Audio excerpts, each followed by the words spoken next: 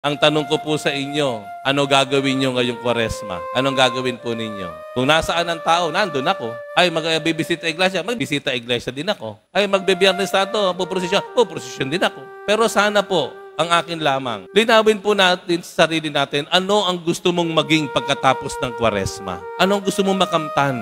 After 40 days, ano ang gusto mong maging, makuha, makamtan pagdating nun? Nang sa gayon, lahat ng gagawing desisyon natin ay magagabayan. Magiging tama, there will be no wastes. Magkakaroon ng higit na kahulugan yung ating pagmimisa, pagtitiis ng init, pag-stations of the cross, pagpuprosesyon, pag-aayuno, pagdarasal.